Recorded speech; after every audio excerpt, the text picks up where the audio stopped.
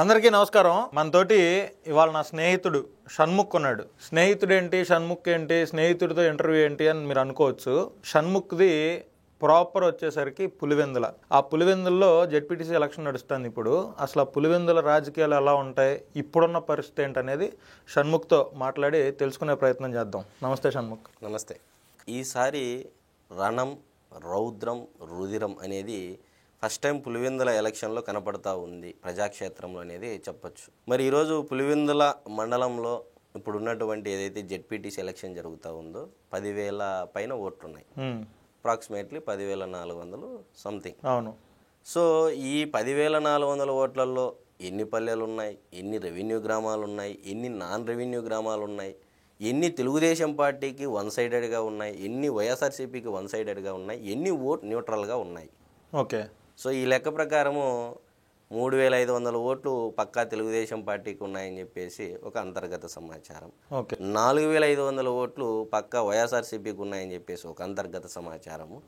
మరి మిగిలినటువంటి 2,400 సంథింగ్ 500 ఓట్లు ఇవి డిసైడింగ్ ఫ్యాక్టర్, అంటే డిసైడింగ్ వీళ్ళే చేస్తారు. ఈ 2,500 ఓట్లు వీళ్ళని ఎలా మన వైపు తిప్పాలి అని ఈరోజు వైఎస్ఆర్సీపీ పార్టీ హార్డ్ కోర్ నాయకులు బైరెడ్డి సిద్ధార్థ రెడ్డి, రాచమల్లు వరప్రసాద్ రెడ్డి, కేతిరెడ్డి వెంకటరామిరెడ్డి, మొత్తం ఎంతమంది కడప జిల్లాలో ఉండే కడప మేయర్, మాజీ మేయర్ సురేష్ బాబు, పెద్దిరెడ్డి మొత్తం అంతా సమస్త వైకాపా ఆర్థిక వనరులు బలంగా ఉన్నటువంటి నాయకులంతా వచ్చి ఈరోజు పులివెందుల్లో మకం వేసినటువంటి పరిస్థితి.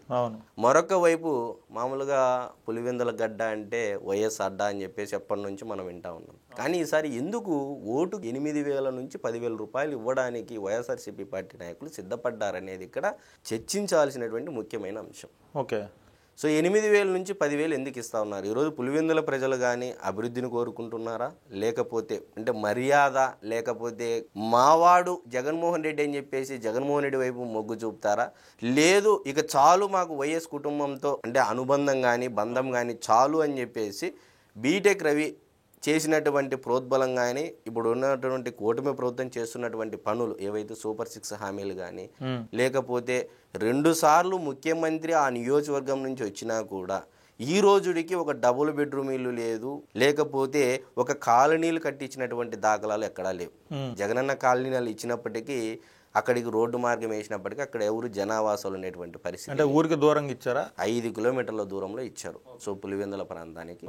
సో మామూలుగా ఈరోజు ఒక రకంగా డి అంటే డి అనే పరిస్థితికి వచ్చింది. ఇటు మంత్రి సవితమ్మ గారు, బైరెడ్డి శబరి నంద్యాల ఎంపీ, మరి అదేవిధంగా బీటెక్ రవి గారి భార్య లతా గారు స్వయాన ఇక్కడ పోటీదారు కాబట్టి ఏకంగా కూటమి ప్రభుత్వం కూడా ఇది ప్రెస్టేజ్ ఇష్యూగా తీసుకుంది. At the same time YSRCP party కూడా ఇక్కడ పోతే ఇంట గెలిచి రచ్చ గెలవాలనే సామెతకు ఇంకా ముగింపు పలిగినట్లే అని చెప్పేసి వాళ్ళు కూడా భావించి హోరాహోరీగా జరుగుతూ ఉంది. మొన్న కూడా ఒక దాడి చూసాము.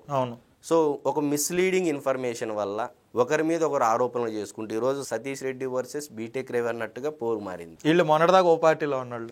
మొన్నటిదాకా 26 సంవత్సరాలు కలిసి పనిచేసినటువంటి వ్యక్తులు సతీష్ రెడ్డి గారు, బీటెక్ రవి గారు. ఈరోజు అదే అంటారు కదా, రాజకీయాల్లో శాశ్వత శత్రువులు ఉండరు, శాశ్వత మిత్రువులు ఉండరు. ఒకప్పుడు మిత్రువులే అంటే మిత్రులే ఈరోజు శత్రువులుగా ప్రజాక్షేత్రంలో డి అంటే డి అంటున్నారు. మరి తలకాయలు పగులుతున్నాయని చెప్పేసి వైఎస్ అవినాష్ రెడ్డి గారు సాక్షాత్తు డిఎస్పీ గారికి అర్జీ ఇవ్వడము. మరి ఇదే పులివెందుల్లో ఒకప్పుడు జగన్మోహన్ రెడ్డి గారి ఎస్ఐని కొట్టారని, లేకపోతే సిఐలను బెదిరించారు అని చెప్పేసి అప్పట్లో జర్నలిస్టులు వైఎస్ రాజశేఖర రెడ్డి గారిని ఇంటర్వ్యూ చేసేటప్పుడు మనం అందరం చూసాం. అప్పటిదాకొద్దు, మొన్న జగన్మోహన్ రెడ్డి అధికారంలో ఉన్నప్పుడు అవినాష్ రెడ్డి గారి మీదకి సిబిఐ వాళ్ళు ఎంక్వైరీకి వచ్చారు వివేకానంద రెడ్డి గారి హత్య కేసులో. సిబిఐ వాళ్ళ మీద కూడా కేసులు పెట్టి వాళ్ళని తీవ్రంగా ఇబ్బంది పెట్టారు కదా. రామ్ సింగ్ అధికారి పైన కేసు పెట్టడం జరిగింది. కర్నూలుకి వస్తే అరెస్ట్ చేయడానికి కర్నూలులో కూడా ఒక 300 మంది వెంబడించి ఆ సిబిఐ అధికారులు కూడా బెంబేలు ఎత్తినటువంటి పరిస్థితి. అటు పోతే వివేకానంద రెడ్డి గారి ఇంటికి కూడా ఇప్పుడు ఆదినారాయణ రెడ్డి గారు వెళ్ళడము, అనవసరమైనటువంటి కేసులు మమ్మల్ని ఇరికిచ్చారు, అసలు మా ప్రమేయం లేకున్నా బీటెక్ రవి, ఆదినారాయణ రెడ్డి అయినటువంటి నన్ను ఈ ఇద్దరిని ఈ కేసులు ఇరికిచ్చారని చెప్పేసి ఈరోజు వైఎస్ సునీతమ్మ గారిని కలిసి ఆమెతో కూడా ఇది చేయడం. ఒకవైపు కాంగ్రెస్ పార్టీ వాళ్ళు కూడా పనిలో పనిగా వాళ్ళు కూడా ప్రచారంలోకి దిగడము. మరి ఇప్పుడు కాంగ్రెస్ పార్టీ చీఫ్గా షర్మిల గారు ఉన్నారు. ఇప్పుడు షర్మిల గారికి కూడా సొంత నియోజకవర్గం అంటే పులివెందులనే అనుకుంటారు జనాలంతా. ఖచ్చితంగా. మరి కాంగ్రెస్ పార్టీ అధినేత్రిగా ఉన్నటువంటి షర్మిల గారు దీన్ని సీరియస్గా తీసుకోలేదు ఎలక్షన్ని. ఎందుకు తీసుకోరు? నిజంగా ఈరోజు కడప జిల్లాలో ఉమ్మడి కడప జిల్లాకు గాను 10 నియోజకవర్గాలు గాను 7 సీట్లు కూటమి ప్రభుత్వం గెలుచుకుంది అంటే డెఫినెట్గా షర్మిలమ్మ, వైఎస్ సునీతమ్మ ప్రభావం కూడా ఖచ్చితంగా ఉంది కడప జిల్లా ప్రజానీకంలో. మరీ కడప జిల్లా ప్రజలు అంత దుర్మార్గులు కాదు, అంత ఆలోచన తత్వం లేనటువంటి ప్రజలు కాదు. అక్కడి ప్రజలు అభివృద్ధిని కోరుకుంటున్నారు. అదైతే ఈ ఎలక్షన్ ద్వారా మనకు తెలిసినటువంటి వాస్తవం. గతంలో నందమూరి తారక రామారావు గారి టైంలో ఒకసారి అప్పుడు 11 నియోజకవర్గాలు ఉండేటివి 99 వరకు. 99 తర్వాత 10కి వచ్చేది, 11 నుంచి 10కి వచ్చింది. సో ఈ 10 నియోజకవర్గాలు అయిన తర్వాత అప్పట్లోనే 7 సీట్లు కొట్టడం జరిగింది. సో తెలుగుదేశం పార్టీ కూడా రాజశేఖర రెడ్డి గారు పిసిసి చీఫ్గా ఉన్నప్పుడే ఇదే ఉమ్మడి కడప జిల్లాలో 7 సీట్లు కొట్టడం జరిగింది తెలుగుదేశం పార్టీ. సో ఒకానొక టైంలో రాజంపేటలో కూడా ఇదే పరిస్థితి నెలకొంది. రాజంపేట టైంలో అప్పుడు మేడం మల్లికార్జున రెడ్డి గారికి ఆపోజిట్ క్యాండిడేట్కి హోరాహోరీ జరిగితే తెలుగుదేశం పార్టీని గెలవడం జరిగింది. అంటే కడప జిల్లా ప్రజలు కూడా తెలుగుదేశం పార్టీకి మొగ్గు చూపుతున్నారనేది 2024 ఎలక్షన్ల తర్వాత మనకు ప్రత్యక్షంగా తెలుస్తూ ఉంది. రెండోది ఏంటంటే ఇప్పుడు జెడ్పీటీసీ ఎలక్షన్ అనేది మొన్న విశ్వనాథ్ రెడ్డి అని చెప్పేసి ఒక మండల కన్వీనరు, లేకపోతే జిల్లా అధికార ప్రతినిధి, ఒక మాజీ సర్పంచు, అంటే ముఖ్యమైనటువంటి నాయకులంతా బీటెక్ రవి గారు వ్యూహాత్మకంగా మీరు ఏ విధంగా అయితే చేశారో కుప్పంలో మేము అదే తరహాలో చేస్తామని చెప్పి ఆయన ఏకంగా ఓపెన్ స్టేట్మెంట్ ఇవ్వడం. అంటే నీ ఇంటికి వస్తే నా ఇంటికి వస్తావు, నా ఇంటికి వస్తే నీ ఇంటికి వస్తా, రణం రౌద్రం. బాలయ్య బాబు గారి డైలాగ్ ఉంది కదండి, ఏంది, నువ్వు నా ఇంటికి వస్తే నేను నీ ఇంటికి వస్తా, నువ్వు నా ఇంట్లోకి వస్తే నేను నీ ఇంట్లోకి వస్తా, ప్లేసు టైం ఎక్కడో జొప్పు తేల్చుకుందామన్నట్టుగా ఈరోజు పులివెందుల జెడ్పీటీసీ ఎన్నికలు 3 RRR కనిపిస్తూ ఉంది అయితే చెప్పచ్చు.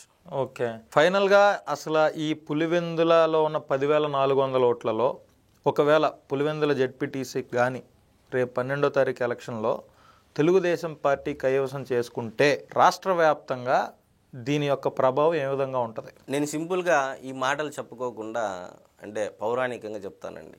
శ్రీకృష్ణ రాయబారంలో శ్రీకృష్ణుడు చెప్తాడు, అంటే రాయబారానికి సంధికి ఒప్పుకోకపోతే, సంధి అనే మాట ఎందుకు అంటున్నానంటే ఈ ఎలక్షన్కు నోటిఫికేషన్ ఇచ్చిన తర్వాత అసలు తెలుగుదేశం పార్టీ చనిపోయిన క్యాండిడేట్లు పోటీ పెట్టదని చెప్పేసి వాళ్ళు చెప్పడం జరిగింది.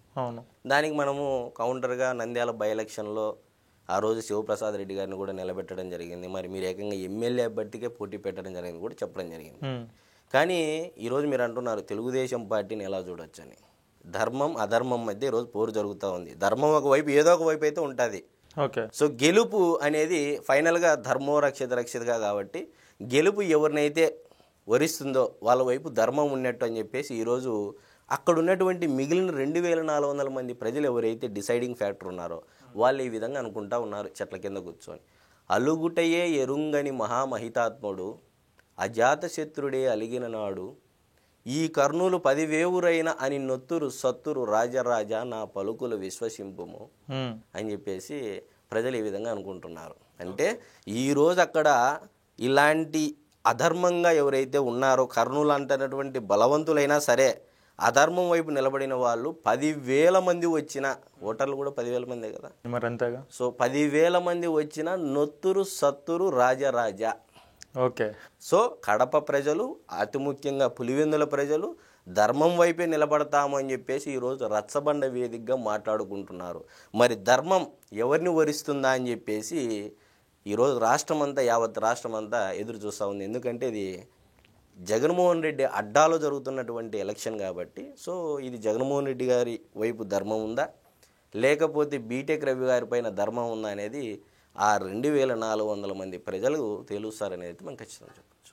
పులివెందులలో ఈ జెడ్పీటీసీ ఎలక్షన్కి సంబంధించి చంద్రబాబు నాయుడు గారు పులివెందులని మరింత అభివృద్ధి చేద్దాం అని ఆయన ఒక స్టేట్మెంట్ ఇవ్వడం జరిగింది. అది పేపర్లో వచ్చింది.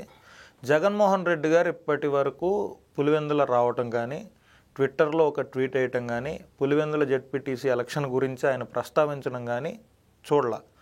ఈ రెండింటినీ మనం అన్వయించుకుంటే జగన్మోహన్ రెడ్డి మరి సొంత నియోజకవర్గంలో సొంత మండలంలో జెడ్పీటీసీ ఎలక్షన్ జరుగుతుంటే అసలు ఎందుకు ఆయన ఇన్వాల్వ్ అవ్వట్లేదు అనేది నా క్వశ్చన్.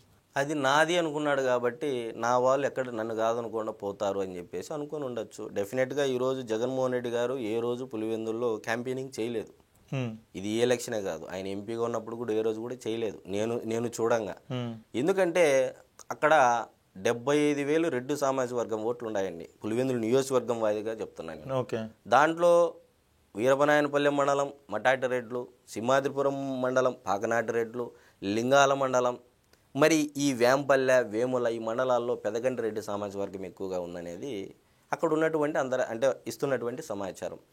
మరి ఈ రెడ్లు డెఫినెట్గా కులం చూడమన్నా కులాన్ని చూసేటువంటి పరిస్థితి ఈరోజు ప్రజాక్షేత్రంలో కనపడతా ఉంది. మతం చూడమన్నా మతాన్ని చూసి జగన్మోహన్ రెడ్డి గారి వైపు ఈరోజు రెడ్డి సామాజిక వర్గం వాళ్ళు చాలామంది క్రిస్టియన్ మతాన్ని స్వీకరించారు. పులివెందుల నియోజకవర్గంలో హిందూ ధర్మం వైపు వాళ్ళు ఉన్న కూడా జగన్మోహన్ రెడ్డి గారి వైపు ఏ విధంగా తిరుగుతున్నారంటే మా రెడ్డి, మావాడు గెలిచినా ఓడినా మావాడని భావించే వాళ్ళు ఆ పులివెందుల నియోజకవర్గంలో ఎక్కువగా ఉన్నారు. సో అందువల్ల ఇప్పటి వరకు పులివెందుల నియోజకవర్గంలో అయితే ఎప్పుడు క్యాంపెయినింగ్ చేయలేదు. ఆయన తరపున అవినాష్ రెడ్డి గారు కానీ వాళ్ళ యొక్క కుటుంబ సభ్యులు చూసుకునే వాళ్ళు కానీ పులివెందుల నియోజకవర్గము. సో వైఎస్ మనోహర్ రెడ్డి గారు పులివెందుల టౌను, వైఎస్ మధు గారు ఒక మండలము. సో ఇలాగా వాళ్ళ కుటుంబ సభ్యులే ఒక్కొక్క మండలాన్ని డీల్ చేసేవాళ్ళు. సో ఇప్పటి వరకు ఆ సమస్య రాలేదు. ఫస్ట్ టైం ఇప్పుడు కూటమి ప్రభుత్వం కూడా అప్పుడు కుప్పంలో వీళ్ళు ఎంటర్ అయ్యారు. సో ఈరోజు మేము కూడా నీ ఇంటికి వస్తామని చెప్పేసి ఈరోజు బీటెక్ రవి గారే చేసేటువంటి పరిస్థితి. నిన్న సునీత రెడ్డి గారు మాట్లాడుతా అవినాష్ రెడ్డి గారిని తీవ్రంగా విమర్శించడం జరిగింది. ఆవిడ వైఎస్ వివేకానంద రెడ్డి గారి సమాధి దగ్గరికి వెళ్ళి దండం పెట్టుకొని వచ్చిన తర్వాత ఆవిడ ప్రెస్ మీట్లో మాట్లాడుతా అవినాష్ ఇలా చేస్తాడు, ఇలా మారిపోతాడని మేము అనుకోలేదు, ఇక్కడ ఓడిపోయిందంటే అవినాష్ ఓడిపోయినట్టే లెక్క అన్నట్లుగా మాట్లాడింది. Only target Avinash Reddy, YS Jaganmohan రెడ్డిని కూడా టార్గెట్ చేయాల. సో దీన్ని ఎలా చూడవచ్చు? ఈ ఇంపాక్ట్ సునీత గారి ఇంపాక్ట్, వైఎస్ వివేకానంద రెడ్డి గారి మరణం ఇంపాక్ట్ ఈ జెడ్పీటీసీ ఎన్నికల మీద ఉండబోతుందా? ఇంటి పోరులో న్యాయం అన్యాయం మధ్య జరుగుతూ ఉంది యుద్ధము. న్యాయం కావాలి అని చెప్పేసి ఇద్దరు ఆడబిడ్డలు కొంగు జాచి గత ఎలక్షన్లలో కడప జిల్లా మొత్తం తిరిగారు. అతి ముఖ్యంగా పులివెందుల నియోజకవర్గంలో తిరిగారు. దాని ఎఫెక్టే కదా 30,000 ఓట్లు తగ్గాయి. గత చరిత్రలో ఎప్పుడైనా జగన్మోహన్ రెడ్డి గారికి మెజారిటీ తగ్గిందా? లేదు. సతీష్ రెడ్డి గారు పోటీ చేసినటువంటి ప్రతి ఎలక్షన్ పెరుగుతూనే వచ్చింది. మెజారిటీ జగన్మోహన్ రెడ్డి గారు పెరుగుతూనే వచ్చింది. దీన్ని బట్టి ఏం అర్థం చేసుకోవాలి మనం? సో జగన్మోహన్ రెడ్డి గారి పైన నమ్మకం పెరుగుతూనే వచ్చింది పులివెందుల నియోజకవర్గంలో, ఎక్కడా తగ్గలేదు. ఎప్పుడైతే బీటెక్ రవి గారు ఎంట్రీ అయ్యారో ఎమ్మెల్సీగా గెలిచారు. అదేవిధంగా రామ్ గోపాల్ రెడ్డి గారు కూడా గ్రాడ్యుయేట్ ఎలక్షన్లో పులివెందుల నియోజకవర్గంలో వచ్చినటువంటి ఓట్లు వైఎస్ఆర్సీపీకి వచ్చినటువంటి ఓట్ల శాతం కంటే ఎక్కువ వచ్చింది. సో దీన్ని బట్టి ఏమర్థం అవుతుంది? ఈరోజు పులివెందుల ప్రజలు కూడా సరైన నాయకుడు వస్తే డెఫినెట్గా అభివృద్ధిని కోరుకుంటాం. సో వైఎస్ కుటుంబం మాకు 40 సంవత్సరాలు ఇచ్చింది, మేము కూడా అదే తరహాలో వాళ్ళని కాపాడాము, వాళ్ళని తీసుకొని వెళ్ళాము. సో వాళ్ళను కూడా మేము కాపాడుతూ వచ్చాము. ఈరోజు మా కుటుంబాలకు న్యాయం జరగాలంటే చంద్రబాబు నాయుడు గారే ఉద్యోగాలు కల్పిస్తారు. ఈరోజు పులివెందుల నియోజకవర్గంలో టౌన్లో కాటన్ మిల్లు, గ్లాస్ ఫ్యాక్టరీ ఈ రెండు లేకపోతే అసలు ఉపాధి లేదండి పులివెందుల టౌన్లో ఉండే వాళ్ళకి. సరాసరి నెల జీతం వచ్చేసి 5,000 నుంచి 7,000 రూపాయల మధ్య బతుకుతున్నటువంటి జీవితాలు కొన్ని వేల సంఖ్యలో ఉన్నాయి పులివెందుల టౌన్లో. సో ఈరోజు ఇళ్ల పట్టాలు ఇచ్చామంటున్నారు, ఎవరు ఇల్లు కట్టుకునేటువంటి దాఖలాలు లేవు, కట్టినటువంటి డబ్బు వెనక్కి తీసేసుకునేటువంటి పరిస్థితిలో ఉన్నారు. సో దానివల్ల ఉపయోగం ఏంది? ఈరోజు కొత్త బస్ స్టాండ్ కట్టారు 40 కోట్ల రూపాయలు, సంతోషము. హాకీ స్టేడియం కట్టారు, సంతోషము, కాదనట్లేదు. కానీ ప్రజలకు ఉపయోగపడేటువంటి పనులు అంటే కాంట్రాక్టర్లు లబ్ధి చేకూరేకి లేకపోతే వాళ్ళ అనుయాయులకు కట్టబెట్టేకి ఏదో పులివెందుల నియోజకవర్గంలో డెవలప్ చేశారని అక్కడ ప్రజలు భావిస్తూ ఉన్నారు. మాకంటూ పేదోళ్ళకి మాకు ఇల్లు లేదు, కూడు గూడు గుడ్డ. ఈరోజు కూడు అనేది అన్నా క్యాంటీన్ ద్వారా తెలుగుదేశం పార్టీ కల్పిస్తూ ఉంది. గూడు కూడా ఇప్పుడు తెలుగుదేశం పార్టీని గెలిపిస్తే ఖచ్చితంగా నేను స్థలం తీసుకొని చంద్రబాబు నాయుడు గారిని ఒప్పించైనా ఇక్కడ ఇల్లు కడతానని చెప్పేసి ఆయన కూడా ఎక్కడో హామీ ఇచ్చారు. చంద్రబాబు నాయుడు గారు అధికారంలోకి రాకముందే మేనిఫెస్టోలోనే పెట్టాడు ప్రతి పేదవాడికి 3 సెంట్లు ఇళ్ల స్థలం నేను ఇస్తాను అని. మేబీ దాన్ని ఇక్కడ ఇంప్లిమెంట్ చేయొచ్చు కదా? ఖచ్చితంగా. ఇప్పుడు టౌన్లో 2 సెంటు స్థలము, పల్లెల్లో 3 సెంటు స్థలము, ఇంకా లోన్లు గవర్నమెంటే ఇప్పిస్తుంది, దానికి సబ్సిడీ అన్నీ అది చూసుకుంటుంది. బీటెక్ రవి గారు కానీ అక్కడ ఉన్నటువంటి ప్రతి పల్లెలో ఉన్నటువంటి పేదలకి కానీ బడుగు బలహీన వర్గాలకి అదేవిధంగా టౌన్లో ఉన్నటువంటి పేదలకి ఎవరైతే 10 సంవత్సరాలకు పైగా పులివెందుల నియోజకవర్గంలో అంటే ప్రాంతాలకు అతీతంగా, మతాలకు అతీతంగా, కులాలకు అతీతంగా ఒక 5 ఎకరాల స్థలం తీసుకొని అపార్ట్మెంట్లుగా 2 BHK ఫ్లాట్స్ కట్టేసి ఇస్తే జీవితాంతం గుర్తుపెట్టుకుంటారు. టిడ్కో హౌసెస్ లాగా. డెఫినెట్గా అక్కడి ప్రజలు ఏంటంటే నిజంగా నమ్మితే గుండెల్లో పెట్టుకుంటారు, నమ్మకపోతే మంచికి మంచి చెడుకు చెడు అనేది అక్కడ ప్రాంత ప్రజల నైజం తప్ప ఏదో సినిమాల్లో చూపించినట్టు అక్కడ ప్రాంతవాసులు ఏదో ఒక అభూత కల్పనలతో చూపించినట్టయితే అక్కడ ప్రాంతం కాదు. నేను అక్కడ దగ్గర 15 సంవత్సరాల నుంచి ఉన్నా. మంచి అయితే మంచిగానే ఉంటారు, చెడు అయితే అంతకు మించి చూపిస్తారనేది అయితే మనం ఖచ్చితంగా చెప్పచ్చు. 1995, 1999, 2003, 2013, 2021 ఇటు ఎక్కడ ఎలక్షన్ జరగల పులివెందుల్లో. అంతా ఎనానమస్ జెడ్పీటీసీ, ప్రతిదీ ఎనానమస్. అంటే దాదాపుగా 30 సంవత్సరాల తర్వాత జెడ్పీటీసీ ఎలక్షన్లో ఓటైపోతున్నారు పులివెందుల ప్రజలు.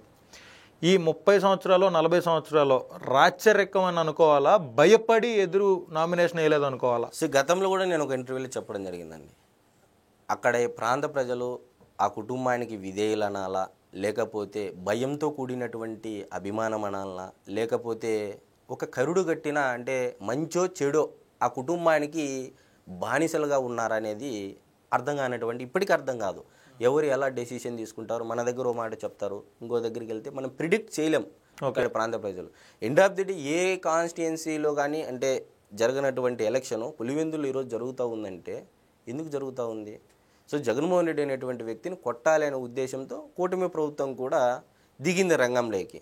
సో జెడ్పీటీసీ అనుకోకుండా వచ్చినటువంటి అవకాశం. ఈరోజు అంతమంది దిగాల్సినటువంటి అవసరం కూడా ఈరోజు మనం కూడా చర్చ చేయాలి. ఈరోజు వైఎస్ఆర్సీపీ పార్టీ కానీ అక్కడ బలంగా ఉంది అని అనుకుంటే ఎందుకు ఇంతమంది ప్రచారానికి వస్తున్నారు, ఓటుకి 8,000 నుంచి 10,000 రూపాయలు ఇస్తున్నారు అనేది కూడా అక్కడ ప్రజల్లో చర్చ జరుగుతూ ఉంది. సో ఈరోజు అక్కడి ప్రజల కంటే రాష్ట్రం మొత్తం ఎదురు చూస్తూ ఉంది. సో అక్కడ కొడితే ఇంకా కుంభస్థలానికి కొట్టినట్టే అనేది కూటమి ప్రభుత్వం కూడా ఆలోచన చేసే పనిలో ఉంది. అవినాష్ రెడ్డి గారి ఎలక్షన్లో కూడా, అవినాష్ రెడ్డి గారు ఎంపీగా పోటీ చేసిన లాస్ట్ ఎలక్షన్ 2024 ఎలక్షన్లో కూడా ఆయన ఇంటింటికి తిరిగి దండం పెడతాం అయితే నేను చూడాలి. ఆయన వ్యాన్ మీద ఎక్కి కూర్చొని దండం పెడితే పని అయిపోయింది. అలాంటిది అవినాష్ రెడ్డి కూడా ఇప్పుడు ఇంటింటికి వెళ్ళి ప్రతి ఒక్కరికి దండం పెట్టి మాట్లాడుతున్నటువంటి పరిస్థితి. నేను అవినాష్ రెడ్డిని ఎందుకు కోట్ చేస్తున్నానంటే ఈ ఎలక్షన్లో పెద్ద తలకాయ ఆయనే కాబట్టి. అక్కడ లోకల్ ఎంపీ, సొంత వాళ్ళ అన్నయ్యే అక్కడ ప్రాతినిధ్యం వహించే ఎమ్మెల్యే. సో ఎక్కువ బాధ్యత అవినాష్ రెడ్డికి ఉంది కాబట్టి అవినాష్ రెడ్డి ఇలా చేస్తున్నాడని మనం అనుకోవచ్చా? అవినాష్ రెడ్డి గారు అంటే గతంలో జగన్మోహన్ రెడ్డి గారి పరిపాలనా కాలంలో గడప గడపకని ఒక ప్రోగ్రాం పెట్టారండి. ఈ గడప గడప ప్రోగ్రాము ఈరోజు ఖచ్చితంగా ఇంప్లిమెంట్ చేస్తున్నారు అవినాష్ రెడ్డి గారు అయితే మనం ఖచ్చితంగా చెప్పొచ్చు. అప్పుడుది ఇప్పుడు వీళ్ళు రీకాలింగ్ మేనిఫెస్టో పెట్టారు కానీ ఏదో చేయలేదు కానీ సక్సెస్ఫుల్గా ఈరోజు గడప గడపకు వాళ్ళు పెట్టినటువంటి ప్రోగ్రామే ఓడిపోయిన తర్వాత ఉపయోగపడుతుందని చెప్పేసి వాళ్ళు కూడా ఊహించి ఉన్నారు కాబట్టి సో ఈరోజు గడప గడపకు ఖచ్చితంగా ప్రజలతో మమేకమైనటువంటి పరిస్థితి కల్పించినటువంటి వ్యక్తి బీటెక్ రవి గారు. సో అదేవిధంగా కడప జిల్లా తెలుగుదేశం పార్టీ, అతి ముఖ్యంగా నారా చంద్రబాబు నాయుడు గారు అనుకోవచ్చు, అతి ముఖ్యంగా నారా లోకేష్ గారు అయితే ఆయన అనుకోవచ్చు. ఎందుకంటే ఈరోజు ప్రతి ఇంటికి వైఎస్ అవినాష్ రెడ్డి గారిని వెళ్ళి ఏమ్మా మాకు ఓటేయండి, ఏమ్మా మన జగన్ అన్న అని చెప్పేసి అనిపిస్తే స్థాయికి తీసుకొని వచ్చారో వైఎస్ అడ్డాలు అంటే డెఫినెట్గా నారా చంద్రబాబు నాయుడు గారికి, నారా లోకేష్ గారికి దక్కుతుంది అయితే మనం ఖచ్చితంగా చెప్పొచ్చు. ఓకే, ధన్యవాదాలు. నమస్తే.